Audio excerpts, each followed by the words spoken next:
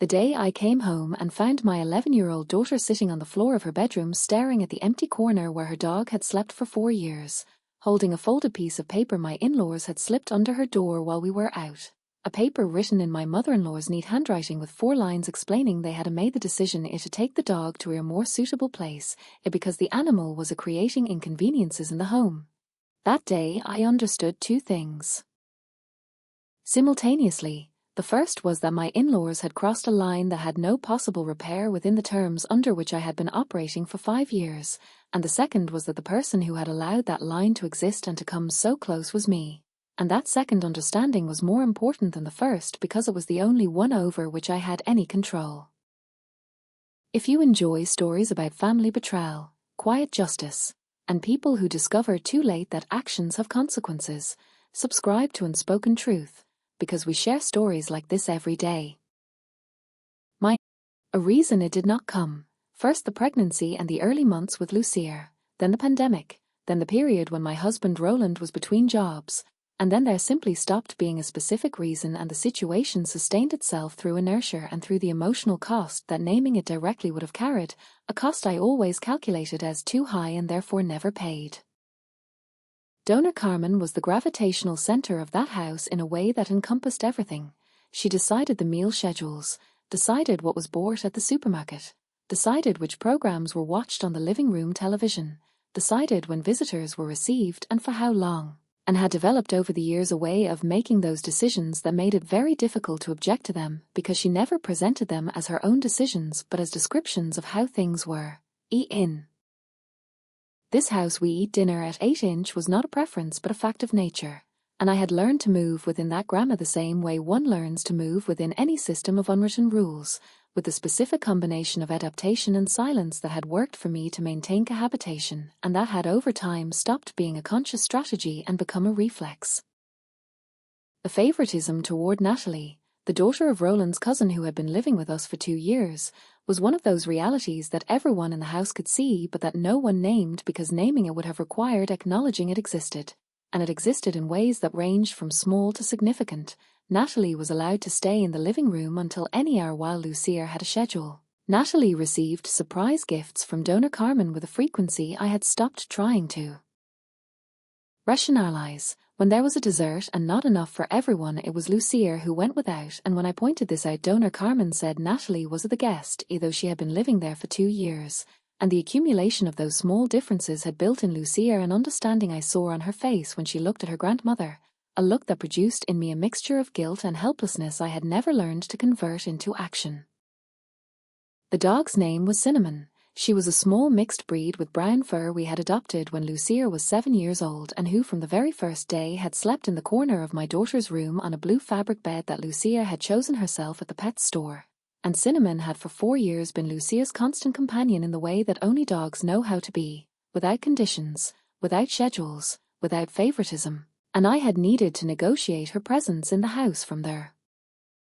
Beginning because Donor Carmen did not want animals, and the agreement we had reached after 2 weeks of conversations I would not exactly call conversations but rather attrition processes where one side concedes because the other never does, was that Cinnamon could stay in the house as long as she remained in Lucia's room and did not create problems.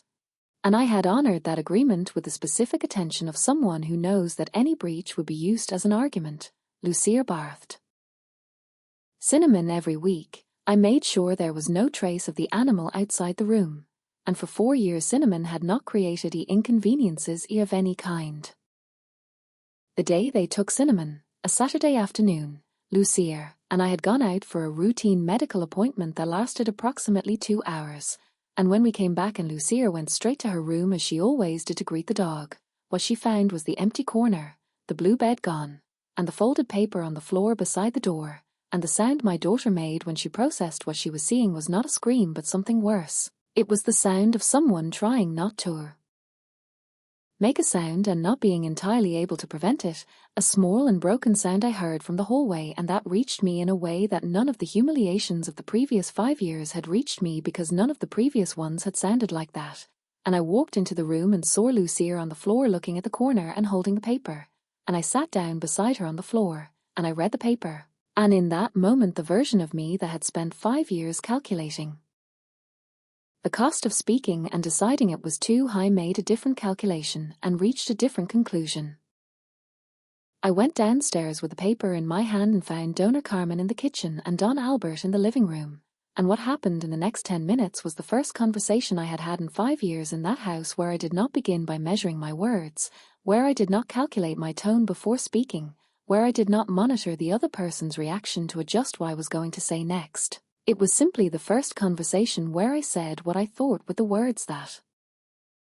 corresponded to what I thought. And what I said was that what they had done was not a household decision but a deliberate act against my daughter, that they had waited until we were gone to do it because they knew they could not have done it in our presence, and that this was not managing a home but exercising power over an 11-year-old girl who had no way to defend herself. And Dona Carmen responded that I was overreacting, either the animal caused allergies in Don Albert. Information no one had mentioned in 4 years, and that they had made the decision for everyone's good. Ian Don Albert said I needed to respect that this was their home. Ian, I told them yes, that it was their home, and that was exactly what we were going to resolve. What I said at the end of that conversation, that we were going to resolve the matter of the house, was not a threat in the sense of something I had planned in advance but the out-loud articulation of something that had been true for years and that I had been avoiding naming because naming it meant acting and acting meant a conflict I had always calculated as too costly. But the calculation had changed in Lucier's room in front of the empty corner, and when I went back upstairs and saw my daughter still sitting on the floor, I told her we were going to find Cinnamon, and that for that I needed her to tell me everything she remembered about anything Dona Carmen had ever said about where she would take the dog if she ever had to. And Lucier, who was 11 years old and had the specific memory for adult conversations that adults generally underestimate in children, told me that Dona Carmen had mentioned once, about a year ago, the name of a woman in the neighborhood who had took in animals when families could no longer keep them. That information was enough to start, and starting was what I needed to do before more time passed. So that same afternoon I called 2 neighbors I knew by sight who had known Dona Carmen for years, and without giving more explanation than necessary asked whether they knew any woman in the neighborhood who had dogs or who received animals from other families. And the second neighbor I called gave me a name and a street. And that night Roland and I went to that address and found Cinnamon in their yard of a house 6 blocks from ours, perfectly fine but clearly confused, and Lucier, who had insisted on coming with us though I had told her to wait at home, got out of the car before I finished parking and ran toward the dog with the speed of someone who has been holding something in for hours. And Cinnamon recognized her immediately, and the reunion was the kind of moment that needs no additional description to communicate its weight. What happened when we returned to the house with Cinnamon was a conversation I had been preparing mentally during the drive back, not in the sense of having rehearsed phrases but in the sense of having clarified for myself what I wanted to say and why, and what I wanted to say was this: that what they had done that day was not an isolated incident but the clearest expression of a pattern I had permitted for 5 years because I had prioritized peaceful cohabitation over the protection of my daughter, and that error was mine as much as theirs, and that from that point forward things were going to work differently while we continued living in that house, and that if things could not work differently then we would find another solution, and that other solution no longer seemed as costly to me as it always had.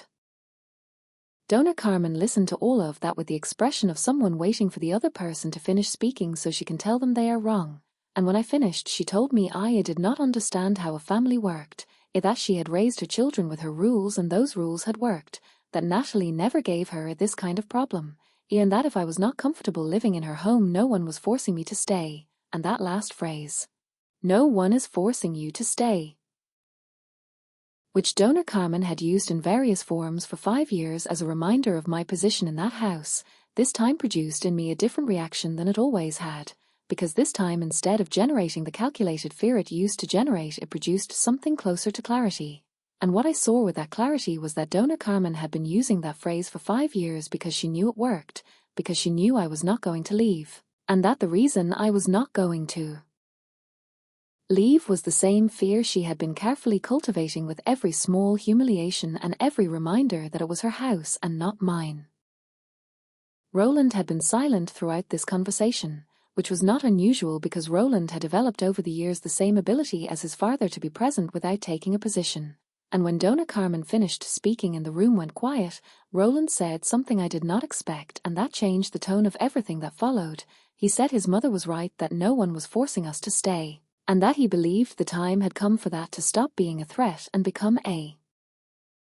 plan. And Dona Carmen looked at him with the expression of someone who has just used their most powerful argument and discovers that the other side did not react as expected. And Don Albert turned down the television volume for the first time during the conversation. And I looked at Roland and he looked at me, and in that exchange I understood that something had changed in him too. That Lucier's room and the empty corner and the folded paper had produced in him the same different calculation they had produced in me. The following days were days of conversations between Roland and me that we should have had years earlier. Conversations about numbers, about timelines, about what was possible and in how much time. And what we discovered in those conversations was that the situation we had assumed was impossible to resolve in the short term was in reality more manageable than we had calculated when we calculated it from fear. Because when you calculate something from fear, you always add an invisible margin of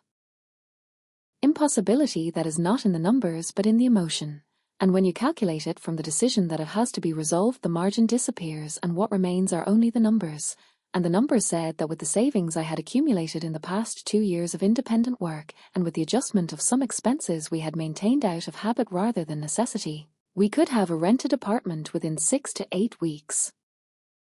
We told Don Albert and Dona Carmen we were leaving in a brief conversation on a Sunday morning, without drama and without extended explanations, simply that we had found an apartment and would be moving in 6 weeks. And Dona Carmen responded first with disbelief, then with the statement that in 6 weeks you won't find anything decent with what you earn. And then, when she understood it was not a threat but a plan with specific dates, with a reduced and more contained version of their conversation we had already had, which was that we did not know what we were doing and we were going to regret it. And I listened to all of that and responded that I understood her concern and that we had already considered everything. And that phrase, delivered with the specific calm of someone who has in fact already considered everything, produced in Dona Carmen a silence that Don Albert did not interrupt.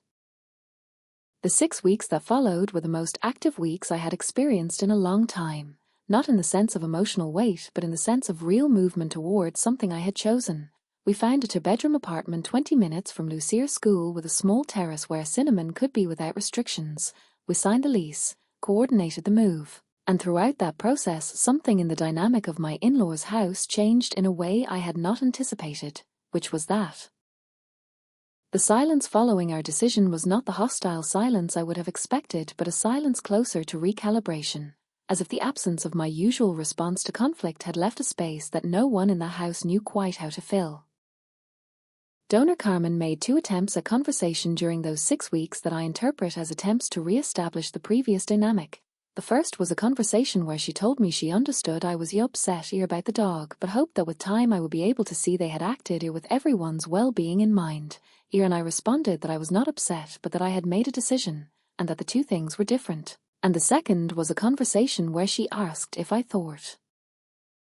Lucia was going to be okay in such a small apartment compared to the house, and I told her Lucia was going to be in a place where no one made decisions about her belongings without consulting her, and that was what I considered a child needed in order to be okay. And Dona Carmen did not respond to that and changed the subject, and I did not initiate any further conversations about the move with her. The day we left, Lucia carried Cinnamon in her arms from the bedroom to the car with the specific concentration of someone doing something important and not wanting anything to interrupt it. And when we passed Dona Carmen, who was standing in the kitchen doorway, Lucia said goodbye with a politeness I had not asked of her, and that came entirely from herself. And Dona Carmen said goodbye too. And there was a brief moment in that hallway where the 4 of us were in the same space with all 5 years of history between us. And then Lucia kept walking toward the door and I followed her, and that was all. The whole apartment laughing, and I sat down on the floor of the still unfurnished living room with my back against the wall and listened to my daughter laughing in the hallway, and I felt something that took me a moment to identify because it had been a long time since I had felt it with that clarity, which was the feeling of being exactly where I was supposed to be. Roland and his mother had a phone conversation 3 weeks after the move that he told me about that same evening. In that conversation, donor Carmen had told him she hoped that with time everything would return to normal.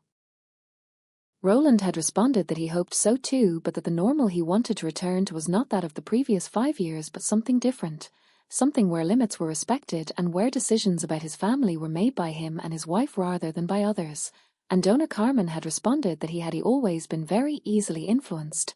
implying that Roland's position was a reflection of my influence rather than his own conclusion. Roland told me this with an expression I recognized as the expression of someone who has just received confirmation of something they already knew but needed to hear out loud one more time to finish processing.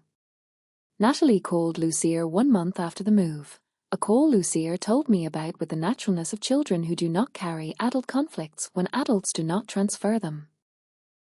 She told me that Natalie had asked about Cinnamon and that she had sent her a photo, and that Natalie had said the dog looked really happy. I did not know what to say in that moment, so I said nothing and smiled at Lucier. She went to her room, which now had her bed and her desk and Cinnamon's blue bed in the corner she herself had chosen upon arriving, and the dog asleep in that bed, and the moon sticker Lucier had put on the wall beside the window the first weekend, and all of that in a space that was small and completely ours.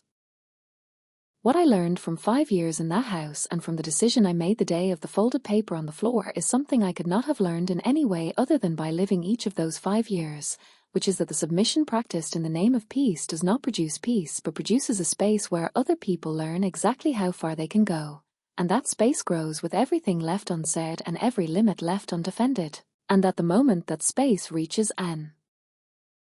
11-year-old girl sitting on the floor of her bedroom looking at an empty corner is the moment the calculation changes irreversibly, and that what I believed was protecting my daughter by maintaining peaceful cohabitation was in reality the opposite of protecting her, because protecting her did not mean sparing her the conflict but showing her through my actions that when something truly matters it is defended, and that lesson, late but complete, was the best thing I could give her in that